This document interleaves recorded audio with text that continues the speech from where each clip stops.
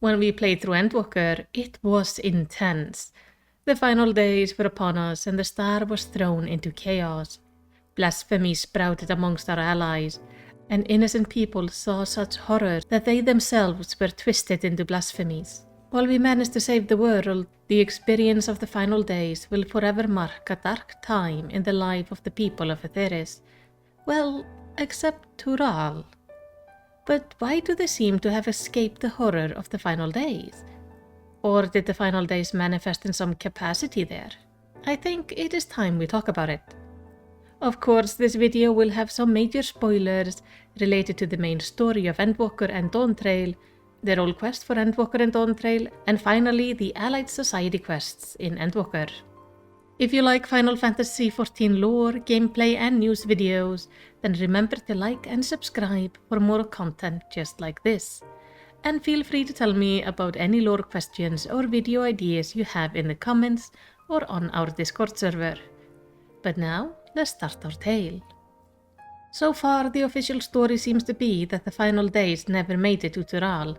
So before we talk about the possibility of it having happened, let's talk about why it most likely did not happen. We're not going to go deep into the history of the final days, but let's lay some groundwork. The final days have happened 2 times, once during the time of the Ancients, or the Ascians as we know them. This event happens because of a being known as the End Singer, which lives out on the edge of the universe, singing a song of desperation, with a singular goal of ending all existence.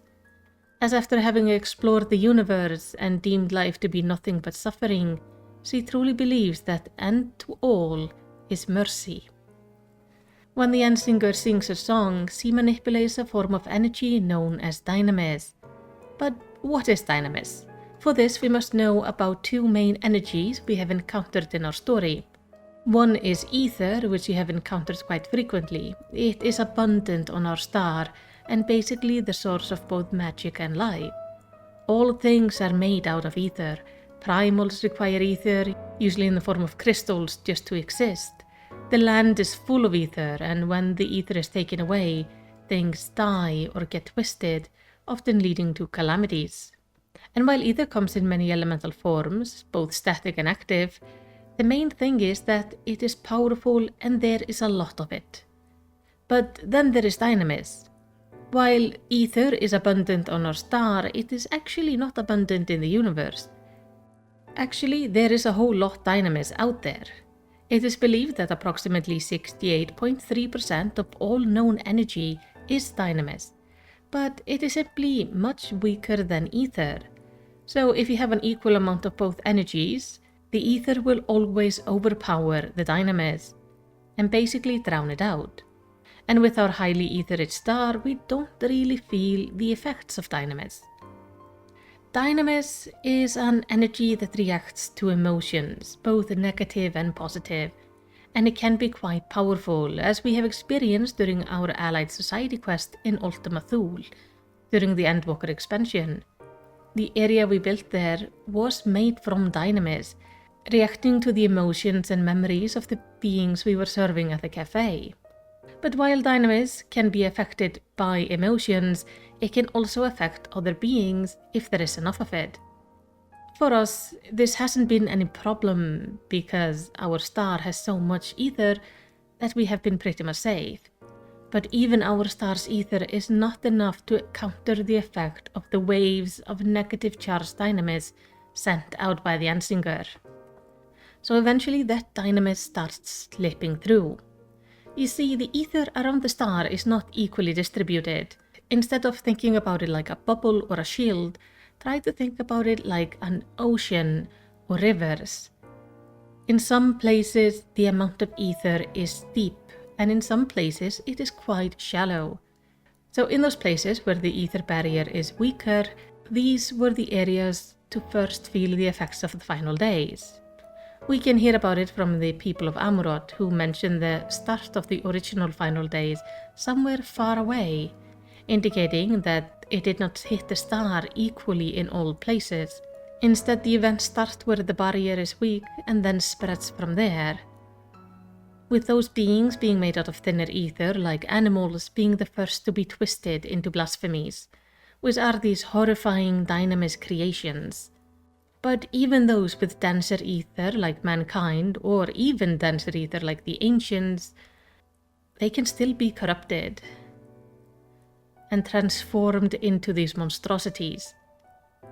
All they need is a little bit more of a trigger, with the person being overwhelmed with negative emotions, desperation, fear, or sadness.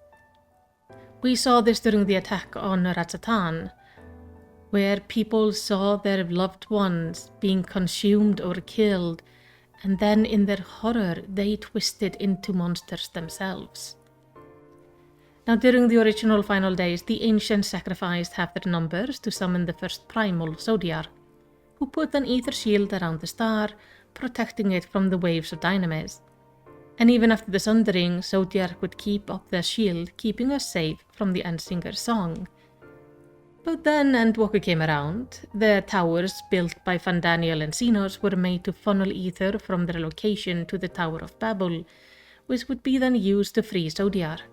This weakened the ether in those areas, which is why we saw the first instances of the final days in these places. But it wasn't really until the Warrior of Light killed Zodiac that the ether shield around the star was broken, and that is when everything went terribly wrong and the final days began again. The first main event was around Ratsatan in Ilspart, giving us our starting location, and then it spread out from there. We encountered blasphemies during the Endwalker role quest, and those places gave us a bit of an idea of how far the final days managed to spread out. So we dealt with blasphemies in the Black Shroud, on Wilbrand, in Doma, in Isgard, Alamico, and Garlemald. Luckily, we managed to stop the final days relatively fast before it overwhelmed the planet. If we had not, the spread would have continued, and without a doubt made it to Tural. But it seems that with Tural being so far away from the point of origin, it is unlikely that it was affected, but it's not impossible.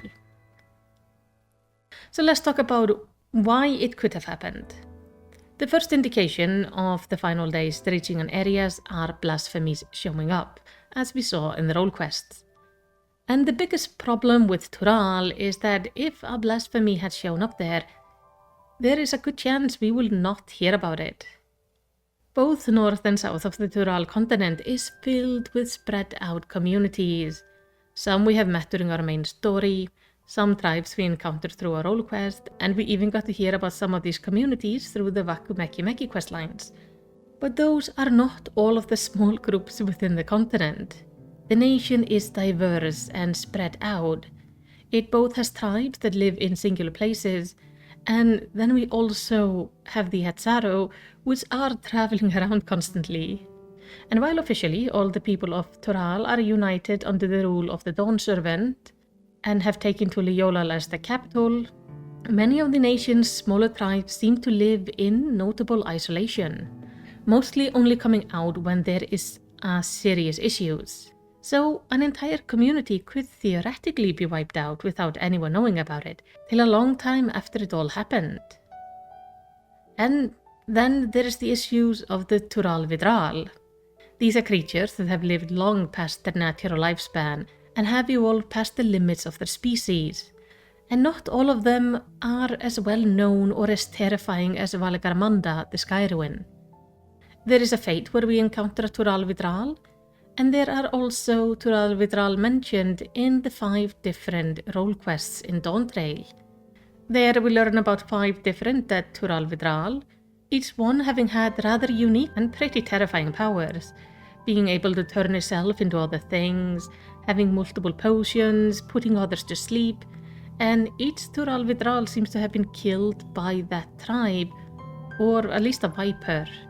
And the spirit of this being has been taken into these totems, allowing the tribes to use its power. But this tells us that these were nowhere near as powerful as Valgarmanda, meaning Tural Vidraal come in a range of power levels.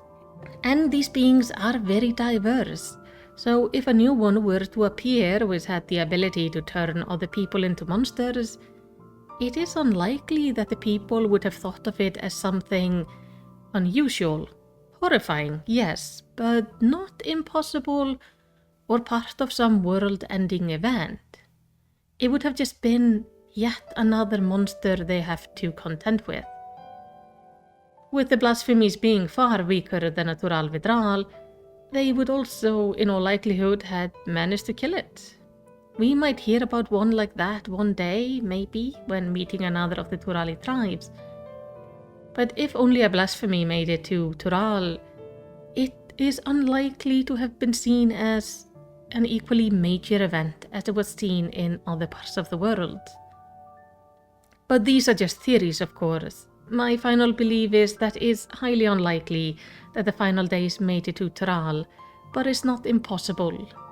And if it did, it was most likely only a blasphemy or two, and they manifested nowhere near Tuliolal. But these are just my thoughts on it. What do you think?